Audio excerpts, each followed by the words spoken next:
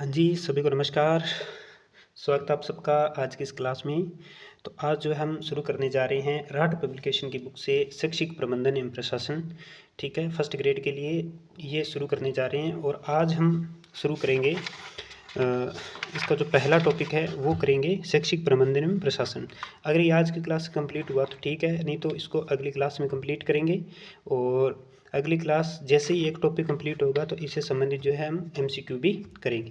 तो क्लास के साथ बने रहिएगा और क्लास को ज़्यादा से ज़्यादा शेयर कीजिएगा। तो चलिए स्टार्ट करते हैं। इसमें हम जो है जो इम्पोर्टेंट बातें हैं सिर्फ उन्हीं को देखेंगे, ठीक है। और बाकी आप ये बुक भी ला सकते हो, ठीक है। तो चलिए शुरू करते हैं। तो ये पहला टॉपिक है शैक्षिक प्रबंधन एवं प्रशासन, ठीक है। तो इसमें देखिए सबसे पहले बात करेंगे विद्यालय संगठन में भौतिक, मानवीय, वित्तीय एवं सैद्धांतिक 4 तत्व होते हैं। तो ये आपने थोड़ा ये ध्यान रखना है। विद्यालय संगठन में भौतिक, मानवीय, वित्तीय एवं सैद्धांतिक 4 तत्व होते हैं, ठीक है। कौन कौन से होते हैं? अगर मैं भौतिक तत्व की बात करूँ तो जिसमें आपके विद्यालय भवन, पुस्तकालय, प्रयोगशाला, वर्कशॉप, खेल मैदान, छात्रावास, दृश्य श्रव्य सामग्री, ये भौतिक तत्व के अंतर्गत आएंगे। मानवीय तत्व के अंदर बात करूं तो छात्र, शिक्षक, प्राचार्य, प्रबंधन समिति के सदस्य जैसे एसडीएमसी वगैरह हो गए, विद्यालय पर्यवेक्षक, शिक्षा अधिकारी और शिक्षाविद। वित्तीय तत्व के अंदर जैसे फीस वगैरह है, अनुदान है, कोष है, यानी कि पैसे से संबंधित जो जितना वित्त से संबंधित है, धन से संबंधित है, वो आपके वित्तीय तत्व में आएगा। और सैद्धांतिक में आपके जैसे समय सारणी है, अनुशासन है, पठ्य सहगामी क्रियाएं हैं, नियम है, सिद्धांत है, ये आएंगे, ठीक है। तो ये हो गए विद्यालय संगठन के तत्व। अब बात करेंगे शैक्षिक प्रबंधन जो है किन किन का होता है। तो वित्त का प्रबंधन होगा, भौतिक तत्वों का प्रबंधन होगा, सिद्धांतों का प्रबंधन होगा और मानवीय तत्वों का प्रबंधन होता है, ठीक है। यहाँ पर ये ध्यान रखना है। यहाँ पे थोड़ा ध्यान रखना आपने जो है शिक्षा का अर्थ क्या होता है? बालक या विद्यार्थी की आंतरिक योग्यताओं का विकास करना क्या कहलाता है? शिक्षा कहलाता है, ठीक है। तो ये ध्यान रखना है। ये पहला पेज हो गया इसका। इसके बाद में बात करते हैं, एक यहाँ पर आपने ध्यान रखना है कोठारी आयोग का एक कथन है, याद रखना है, भारत का भविष्य जो है उसकी कक्षाओं में निर्मित हो रहा है। कोठारी आयोग का याद रखना, ये एग्जाम में पूछा जाता है, ठीक है।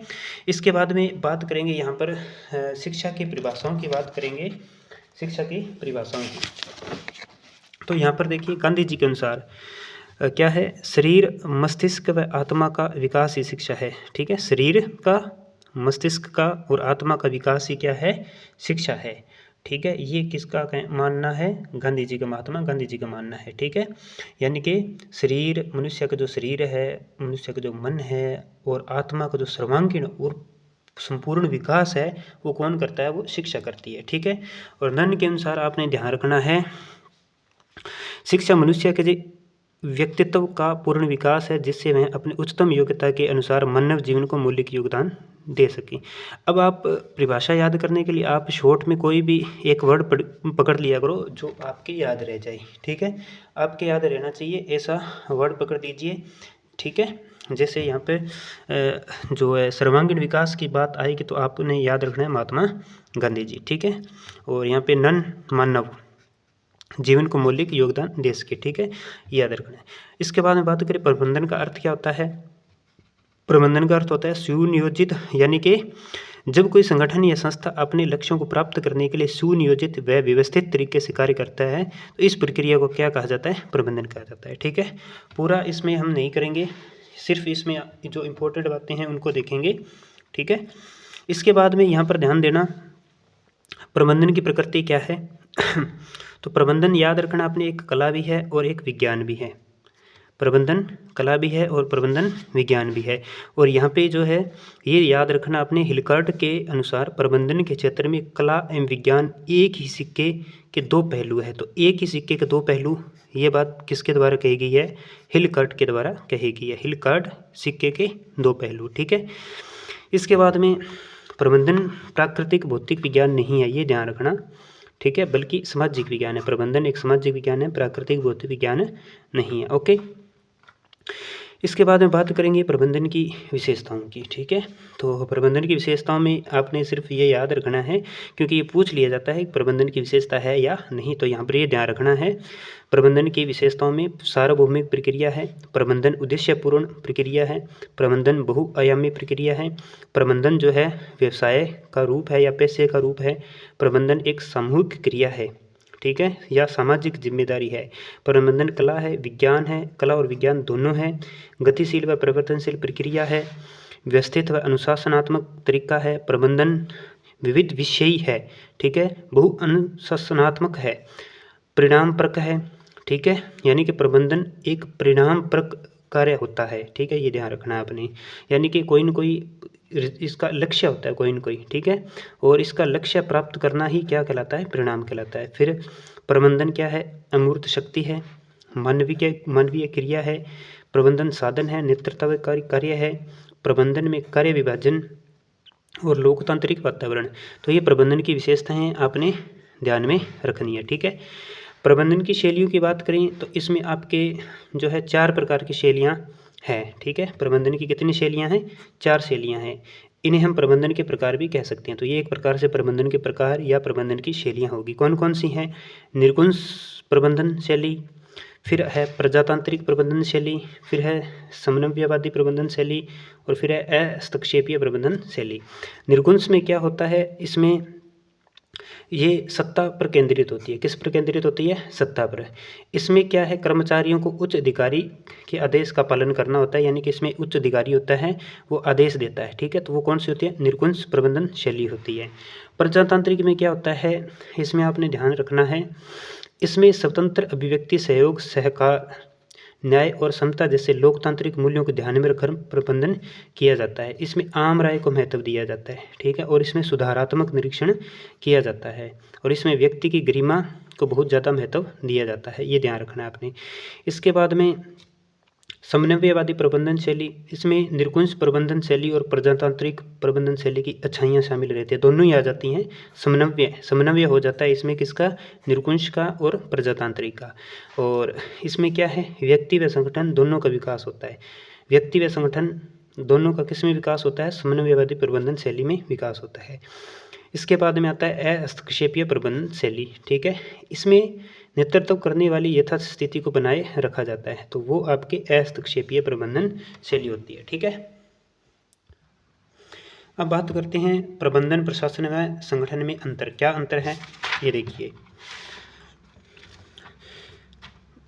ये यहाँ पे दिया गया है, तो यहाँ से कोई इतना वो है नहीं, भी प्रश्न आएगा। ठीक है, तो आप चाहो तो आप वीडियो को रोककर इसको पढ़ सकते हो। हम आते हैं प्रबंधन का हेनरी फ्योल सिद्धांत। ठीक है, अब इनको देखेंगे, ये इंपॉर्टेंट है, यहाँ से प्रश्न आता है, इसको आप इंपॉर्टेंट कर लीजिए। सबसे पहले मैं बात करूं तो हेनरी फ्योल ने जो है 14 सिद्धांत दिए हैं प्रबंधन के। कितने सिद्धांत दिए हैं, 14। याद रखना है आपने, हेनरी फ्योल ने प्रबंधन के 14 सिद्धांत दिए हैं, 14।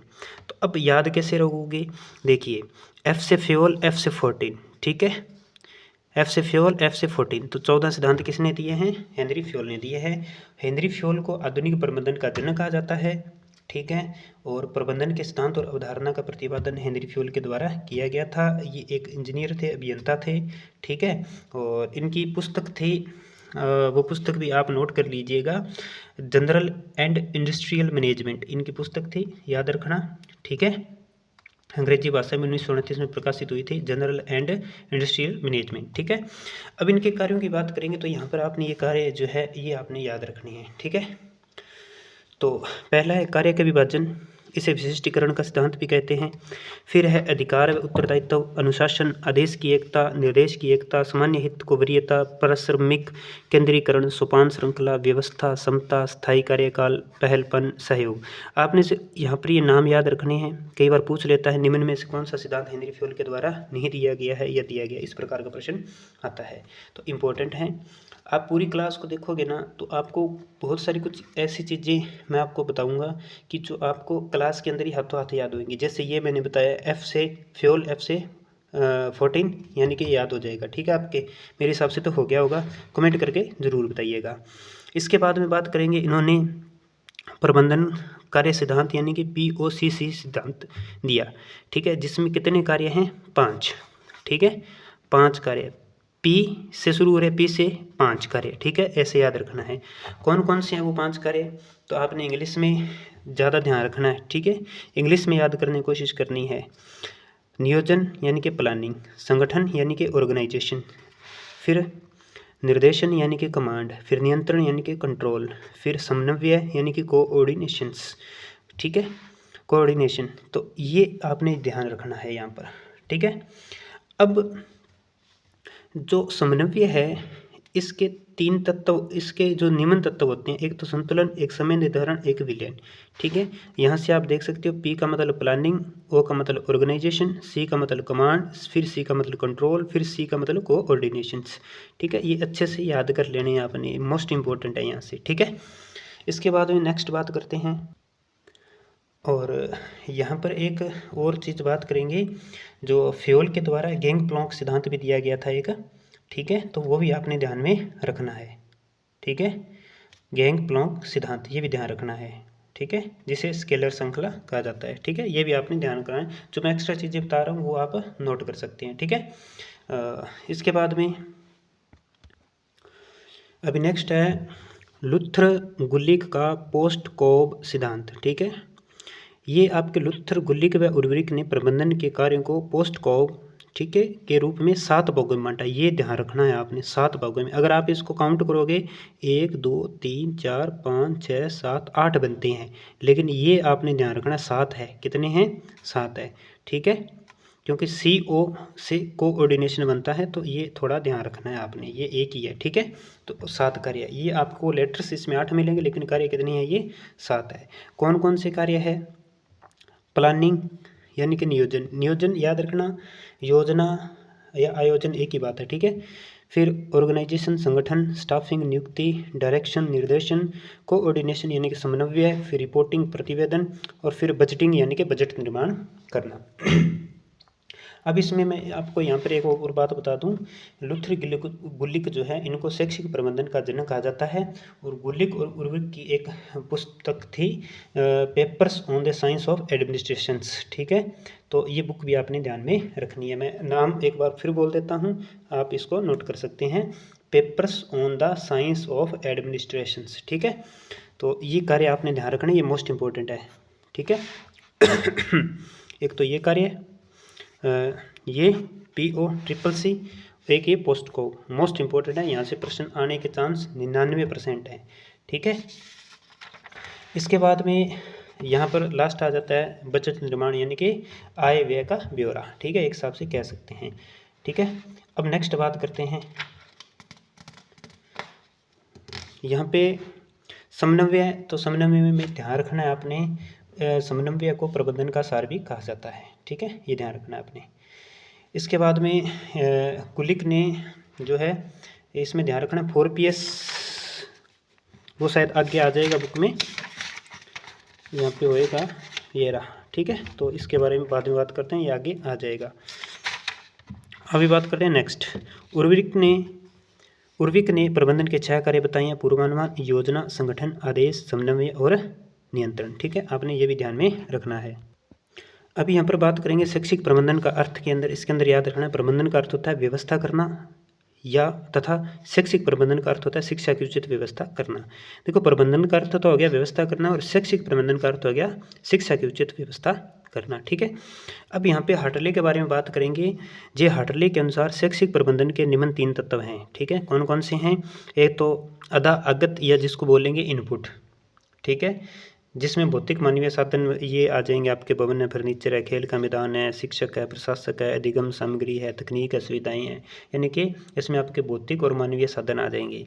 फिर है प्रबंधन प्रक्रिया यानी कि प्रोसेस, ठीक है, इसमें आपके विकास, वित्तीय विभाजन, क्रय, संप्रेषण, कार्मिक कार्यालय का प्रबंधन, ये सब आ जाएंगे, ठीक है, इसे अंत्यक्रिया भी कह सकते हैं। इसके बाद में प्रदा या निर्गत या आउटपुट, इसमें आपके आएगा प्रशासकीय उपलब्धियां, तर्कपूर्ण चिंतन, प्रबंधकीय नियंत्रण, यानी कि इसमें परिणाम की बात होगी, इसमें अंत्यक्रिया की बात होगी, ठीक है, और इसमें आपके जो है भौतिक और मानवीय साधनों की बात होगी, ठीक है।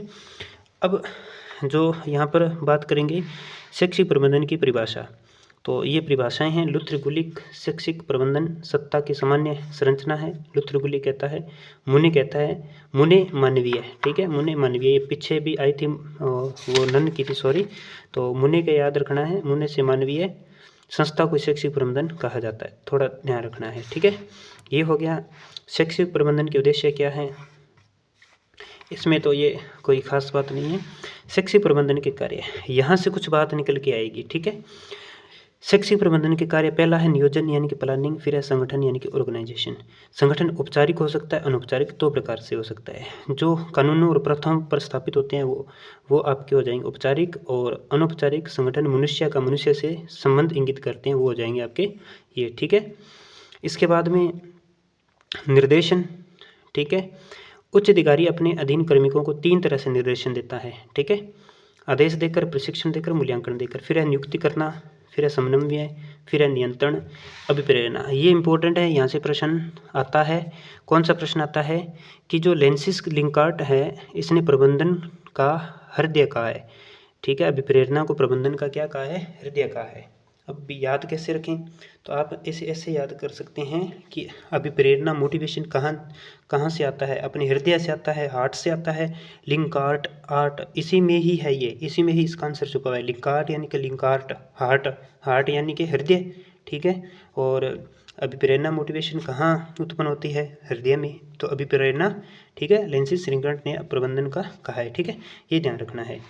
निर्णय लेना, इसको क्या कहा जाता है, प्रबंधन का विषय कहा जाता है। अपने कोई भी निर्णय लेते हैं, जैसे आप फर्स्ट ग्रेड की तैयारी कर रहे हो, किस लिए कर रहे हो, ठीक है, तो आपने कोई निर्णय लिया है अपने भविष्य के लिए, ठीक है, तो इसमें आ जाएगा निर्णय लेना को प्रबंधन का क्या कहा जाता है, भविष्य कहा जाता है। इसके बाद में संप्रेषण को आपने ध्यान रखना है। संप्रेषण को प्रबंधन का शक्ति ग्रह कहा जाता है। स से संप्रेषण, स से शक्ति ग्रह, स से संप्रेषण, स से शक्ति ग्रह, ठीक है। ऐसे आपने याद रखना है इसको, ओके, ठीक है। कमेंट करके ज़रूर बताना कि आपको क्लास कैसे लग रही है, ठीक है। जहाँ पर याद करवाने वाली चीज़ें हैं वो मैं आपको याद करवा रहा हूँ, ठीक है। और कुछ ऐसी चीज़ें हैं जिनको तो आपको रट्टा मारना पड़ेगा अच्छे से, ठीक है, बाकी मैं आपको करवा ही रहा हूँ, ओके। और इसमें ध्यान रखना, मूल्यांकन। भारत में शैक्षिक संगठन के मूल्यांकन की शुरुआत 1953-54 से हुई थी। इसके बाद में आलेखन है, निरीक्षण है, पर्यवेक्षण है, बजट बनाना है, ठीक है। इसके बाद में शैक्षिक प्रबंधन के कुछ सिद्धांत आ जाते हैं, जैसे कार्य विभाजन का सिद्धांत है, या अपने नाम याद रखने हैं सारे, ठीक है। अधिकार दायित्व का सिद्धांत, अनुशासन का सिद्धांत, आदेश की एकता का सिद्धांत, निर्देश की एकता का सिद्धांत, कर्मचारियों का पारिश्रमिक सिद्धांत, समन्वय का सिद्धांत, संप्रेषण का सिद्धांत, प्रजातांत्रिक प्रबंधन का सिद्धांत। और यहाँ पर ध्यान रखना है, प्रजातांत्रिक प्रबंधन का सिद्धांत किसी भी संगठन के लिए सबसे ज़्यादा महत्वपूर्ण होता है, ठीक है।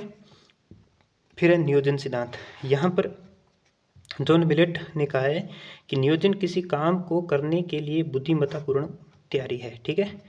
फिर सहयोग का सिद्धांत है, लक्ष्य का सिद्धांत है, साझा उत्तरदायित्व का सिद्धांत है, लचीलापन का सिद्धांत है, न्याय का सिद्धांत, समानता का सिद्धांत है, आशावादी सिद्धांत है, आवधिक निरीक्षण का सिद्धांत है, वैज्ञानिक विधि पद्धति का सिद्धांत है, मूल्यांकन का सिद्धांत है।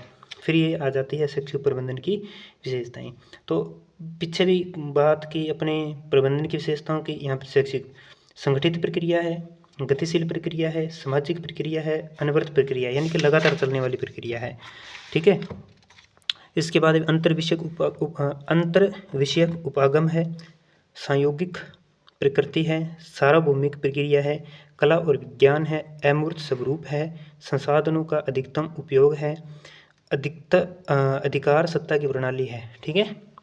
और इसके बाद में आते हैं शैक्षिक प्रबंधन के क्षेत्र में ध्यान रखना है।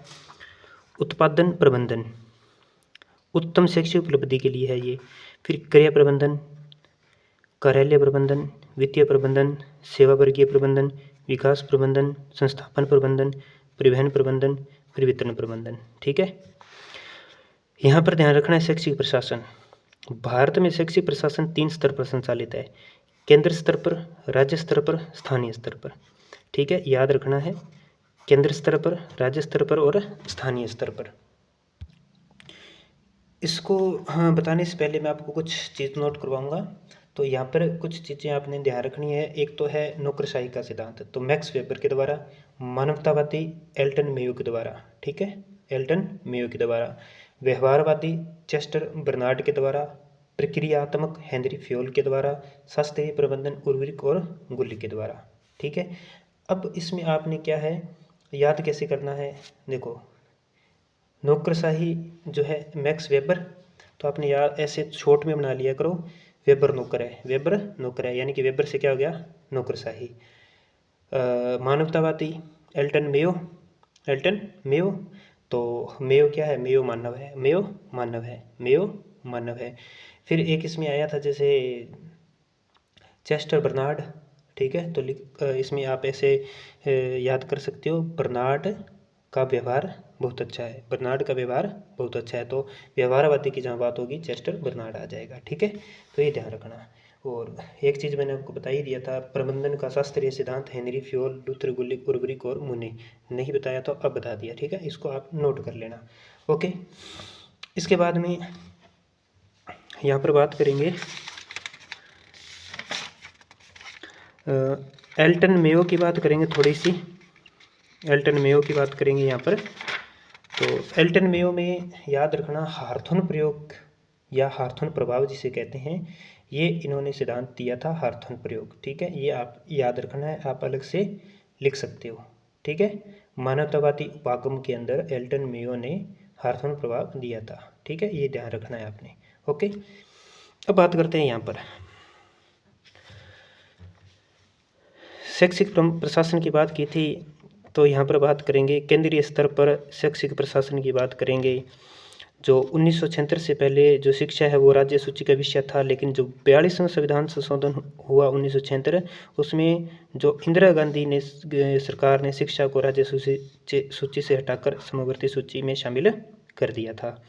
ठीक है, अब यदि याद रखना 1985 से पहले शिक्षा के लिए केंद्र में शिक्षा मंत्रालय था, 1985 में इसे कन्वर्ट कर दिया मानव संसाधन विकास मंत्रालय यानी कि MHRD में, और इसके बाद में 17 अगस्त 2020 को राष्ट्रपति रामनाथ कोविंद ने मानव संसाधन विकास मंत्रालय का नाम बदलकर क्या कर दिया, शिक्षा मंत्रालय कर दिया। ये ध्यान रखना है। ठीक है, अब यहाँ पर कुछ अनुभाग होते हैं केंद्र स्तर पर, जैसे कि NCERT हो गया, ये आपको फुल फॉर्म्स इनकी याद रखनी है। ठीक है, इन पर एक स्पेशल वीडियो लेके आएंगे जिनमें इनके बारे में बात करेंगे। ठीक है, जैसे CSWP हो गया, केंद्रीय समाज कल्याण मंडल हो गया, वैज्ञानिक एवं औद्योगिक अनुशासन परिषद हो गया, राष्ट्रीय शैक्षिक नियोजन प्रशासन संस्थान हो गया, न्यूपा। ठीक है, राष्ट्रीय अध्यापक शिक्षा परिषद हो गया। ठीक है, जैसे NCT है, CAP है, इन पर एक स्पेशल से वीडियो लेके आएंगे फुल फॉर्म्स पे। ठीक है, और राज्य स्तर पर देखिए, राज्य स्तर पर क्या होता है, राज्यों में शिक्षा व्यवस्था के लिए शिक्षा विभाग होता है, जिसका मुखिया राज्य सरकार का शिक्षा मंत्री होता है। शिक्षा विभाग के जो है भी 2 प्रमुख अंग होते हैं, जैसे शिक्षा सचिवालय और शिक्षा निदेशालय। राजस्थान में शिक्षा सचिवालय जयपुर में है, ये मोस्ट इंपॉर्टेंट है, याद रखना। राजस्थान में शिक्षा सचिवालय जयपुर में है और शिक्षा निदेशालय कहाँ पे है, बीकानेर में। याद रखना है, शिक्षा सचिवालय जयपुर में है। ठीक है, जिसका जो मुख्य अधिकारी शिक्षा सचिव होता है, और ये क्या करता है, शैक्षिक नीतियों को बनाना और उन्हें लागू करना यानी कि क्रियान्वित करने का कार्य करता है। कहाँ है ये शिक्षा सचिवालय, जयपुर। अगर मैं निदेशालय की बात करूं, ठीक है, निदेशालय नया आ रहा है, बीकानेर में नया आ रहा है, तो निदेशालय से याद रखना बीकानेर। ठीक है, इसका जो मुख्य अधिकारी शिक्षा निदेशक होता है, शैक्षिक नीतियों को की पालना करवाना, विद्यालय व राज्य सरकार के बीच तालमेल बनाना इसका कार्य होता है। ठीक है, अगर स्थानीय स्तर पर बात करें तो जिला स्तर पर CEO होता है। ठीक है, पंचायती राज विभाग, जिला परिषद, और प्रारंभिक शिक्षा विभाग में DEO होता है। पंचायत समिति स्तर पर BDO, और इधर प्रारंभिक शिक्षा विभाग में BEO हो जाएगा, और ग्राम पंचायत स्तर पर PDO, और इधर PEO हो जाएगा। ठीक है, PEO हो जाएगा। इसके बाद में बात करेंगे शिक्षण के सत्तावादी व प्रजातांत्रिक सत्र में अंतर। तो एक तो सत्तावादी स्तर है, एक प्रजातांत्रिक स्तर है। इसमें याद रखना है, सत्तावादी में शिक्षक कुर्सी पर और विद्यार्थी दरी या बेंच पर बैठते हैं। ये जो है सत्तावादी शिक्षक केंद्रित होता है, रटने पर बल देता है, विद्यार्थियों की भागीदारी इसमें कम होती है, इसमें सीखने के प्रति रुचि कम पाई जाती है और इसमें जो है विद्यार्थी की जो है बाल्य की क्षमताओं को ध्यान में रखकर शिक्षण नहीं करवाया जाता और शिक्षक जो है कक्षा में नियंत्रण कर्ता की भूमिका में होता है और इसमें क्या है व्यक्तिगत शिक्षण को महत्व नहीं दिया जाता है और ये क्या होता है शिक्षक केंद्रित शिक्षण होता है। ये इसका जस्ट उल्टा है, ठीक है, बाल केंद्रित होता है, ठीक है, रटने की बजाय समझने पर ज़्यादा ध्यान दिया जाता है, भागीदारी ज़्यादा होती है विद्यार्थियों की और इसमें रुचि ज़्यादा पाई जाती है, सीखने के प्रति रुचि ज़्यादा होती है और इसमें जो है बाल्य की रुचि के अनुसार शिक्षण करवाया जाता है और इसमें शिक्षक सुविधा प्रदाता या मार्गदर्शक के रूप में होता है, ये ध्यान रखना आपने। और इसमें व्यक्तिगत शिक्षण को महत्व दिया जाता है। इसमें शिक्षण का प्रजातांत्रिक स्तर बाल केंद्रित शिक्षण होता है, ठीक है, ये ध्यान रखना है। और यहाँ पर अब कुछ परीक्षा उपयोगी अन्य महत्वपूर्ण तथ्य दिए गए हैं, तो यहाँ पर ध्यान रखना। शुम्पिटर ने प्रबंधन को वृद्धि का इंजन कहा है। अब यहाँ पर याद कैसे करना है, शुम्पिटर, इसको ऐसे बोलना है आपने, शुम्पिटर इंजन, शुम्पिटर इंजन, तो इसमें अनुसार बन रहा है, इसमें अनुस्वार बन रहा है, तो शुम्पिटर इंजन, तो ऐसे याद हो जाएगा। पीटर ड्रकर ने प्रबंधन को संगठन का जीवन रक्त कहा है, तो इसको कैसे याद रखोगे, पीटर के जीवन में रक्त, पीटर के जीवन में रक्त, ये अपनी ट्रिक है, पीटर के जीवन में रक्त, ठीक है। और प्रबंधन के सिद्धांतों को जनक हेनरी फ्योल को कहा जाता है, तो यहाँ पर देखो जनक या मैं कहूँ पिता को इंग्लिश में बोलते हैं फादर से एफ से होता है, तो एफ से फ्योल, एफ से फादर, ठीक है। और 14 सिद्धांत, यानी कि एक वर्ड से ही फ्योल से ही क्या हो रहा है, एफ से 14 यानी कि 14 सिद्धांत दिए थे और एफ से फादर यानी कि इसका जनक या पिता किसे कहा जाता है, हेनरी फ्योल को, प्रबंधन का, ठीक है। और जेड सिद्धांत का प्रतिपादन उर्विक ने किया, ये याद रखना। फ्रोबेल ने विद्यालय को पालकों का उदाहरण या बिगच्चा कहा है, ठीक है। तो इसमें आप याद रख सकते हो फ्रोबेल कुशल माली है, माली किसका है, उदाहरण का है, बगीचे का है, बाग का है, ठीक है। और श्यामपट्ट को अध्यापक का मित्र कहा जाता है, ये ध्यान रखना।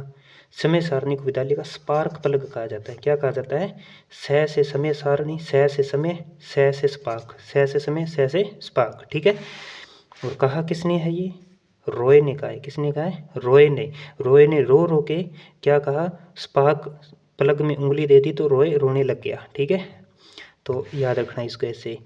और इसके बाद में आपने याद रखना है शिक्षक और श्यामपट्ट के बीच जो है 45 डिग्री का एंगल बनता है, कितने का, 45 डिग्री कोण बनता है, ठीक है। और सबसे सर्वश्रेष्ठ जो विद्यालय है वो यू आकार के विद्यालय को सर्वोत्तम माना है माध्यमिक शिक्षा आयोग ने, ठीक है, ये ध्यान रखना है आपने। और इसके बाद में इसमें एक चीज़ और बात करेंगे, लुथर गुलिक ने संगठन के संबंध में 4PS सिद्धांत दिया था, ये भी ध्यान रखना है आपने। तो प्रक्रिया, ठीक है, प्रोसेस, स्थान यानी कि प्लेस, व्यक्ति यानी कि पर्सन यानी कि purpose, 4PS, process, place, person, purpose, process, place, person, purpose, ठीक है। और नेक्स्ट बात करेंगे, ये ध्यान देना, यहाँ पे ये टेबल करेंगे। तो प्रबंधन की जो शुरुआत है सर्वप्रथम इंग्लैंड में हुई थी औद्योगिक क्रांति के से, ठीक है।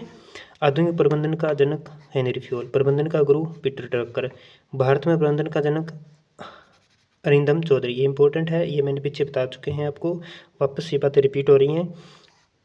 वैज्ञानिक प्रबंधन का जनक टेलर को कहा जाता है, शैक्षिक प्रबंधन का जनक लुथर गुलिक को, शैक्षिक प्रबंधन में नियोजन के जनक लुथर गुलिक को कहा जाता है। ये नियोजन, शैक्षिक प्रबंधन में नियोजन को लेके आने वाले कौन थे, लुथर गुलिक। और शैक्षिक प्रबंधन की शुरुआत कहाँ से हुई, अमेरिका से, प्रबंधन की इंग्लैंड में, शैक्षिक प्रबंधन की अमेरिका से। संगठन का मस्तिष्क प्रबंधन को कहा जाता है, हृदय अभिप्रेरणा को कहा जाता है, भविष्य निर्णय को कहा जाता है। विद्यालय का मस्तिष्क कौन होता है, प्रधानाध्यापक या प्रधानाचार्य होता है। और स्पार्क प्लग, समय सारणी, विद्यालय का हृदय, ये ध्यान रखना। विद्यालय का हृदय, देखो मानव का शरीर सबसे ज़्यादा किससे चलता है, किस पर टिका हुआ है, हृदय से, हार्ट पर। इसी प्रकार अगर स्कूल में अगर किताबें ना हो, पुस्तकालय ना हो, ठीक है, तो स्कूल चलेगा का, नहीं चलेगा, ठीक है। और स्कूल का नाड़ी तंत्र अध्यापक होता है। मस्तिष्क तो कौन होता है, प्रधानाध्यापक या प्रधानाचार्य, लेकिन जो नाड़ी तंत्र है वो कौन होता है, अध्यापक होता है, ठीक है। तो ये यहाँ पे एक पॉइंट और कर लेते हैं, शैक्षिक प्रशासन यह संस्था का मस्तिष्क कहलाता है, ठीक है, और प्रबंधन संस्था का हृदय कहलाता है। ठीक है, ये पहले चैप्टर में जो आपके मोस्ट इम्पोर्टेंट बातें जो थी वो मैंने आपको बताई हैं। उम्मीद है कि आपको ये क्लास पसंद आई होगी। अगर आपको क्लास पसंद आई तो चैनल को सब्सक्राइब कर लीजिए, क्योंकि कल की क्लास में इस चैप्टर से संबंधित हम कुछ प्रश्न करेंगे, 50-60 प्रश्न करेंगे। तो क्लास के साथ ज़रूर बने रहिएगा और अपने दोस्तों के साथ शेयर भी ज़रूर कीजिएगा। मिलते हैं अगली क्लास में। धन्यवाद।